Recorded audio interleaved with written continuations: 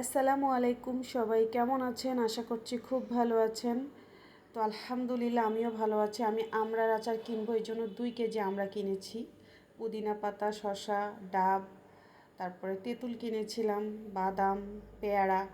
তো সব মিলে ভিটামিন সি জাতীয় অনেক ফলমূল কিনে নিয়ে আসছি। আমি কাঁচা হলুদের রস খাই, এই জন্য মাঝে মাঝে কাঁচা হলুদ কিনে নিয়ে আসি।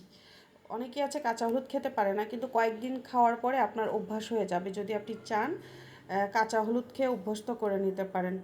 তো আমলকিও কিনেছি, যেহেতু এটা অল্প দামে এখন সিজনালি ফল পাওয়া যাচ্ছে, কেনা উচিত। তো আমড়াগুলো আমি ধুয়ে, আমার ভিডিও ভালো হয়নি, তারপরেও যেহেতু আমি আচারের ভিডিও বানিয়েছি, এই জন্য এমনি নর্মালি এডিট করে আমি ভালোভাবে এডিটও পারি না, কিছুই পারি না।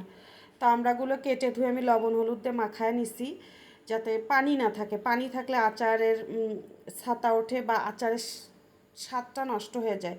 পানি সুন্দর করে মুছে নেবেন। আর এখানে আমি মশলাটা ভেজে নিছি, আমি খুবই অল্প মশলা দিয়ে আচার বানাই। আর প্রথমে তেল দিছি, দিয়ে আমড়াগুলো ঢেলে দিয়েছি, আমড়া আর চিনি ঢেলে দিছি। এগুলো কিন্তু আমি দিব না, হ্যাঁ ওগুলো তরকারির জন্য। আর ওখানে আমি মশলাটা বাইটা নিছি হামান দিস্তায় কাঠের। ওখানে আছে সরিষা, সাদা এলাচ কয়েকটা, অল্প জিরা, ধনিয়া, পাঁচফোড়ন, মহুরি, আর 4টা শুকনা মরিচ। আচারে একটু এক একজনের আচার এক এক রকম হয়। তো আমি আমড়ার আচারটাতে ঝাল কম, মিষ্টির পরিমাণ বেশি দিয়ে করেছি।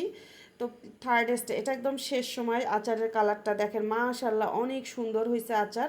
যখন তেল এইভাবে উঠে আসবে তখন আচার মোটামুটি রেডি হওয়ার পরে আমি রোদে দিছি। সারাদিন আমার বারান্দাতে আমাদের অনেক রোদ, রোদ দেওয়ার পরে নিয়ে আসছি, নিয়ে এসে বয়ামে তুললাম। তো আলহামদুলিল্লাহ খাইতে অনেক মজা, আর মাশাল্লাহ দেখতে অনেক সুন্দর হয়েছে। তো আমি আসলে আচার সম্পর্কে বর্ণনা দিলে ভুল হবে, অনেক মজা হচ্ছে। আর আমি এই প্রথম নিজেও আমড়ার আচার বানিয়েছি, এর আগে আমি আমড়ার আচার বানাই নাই।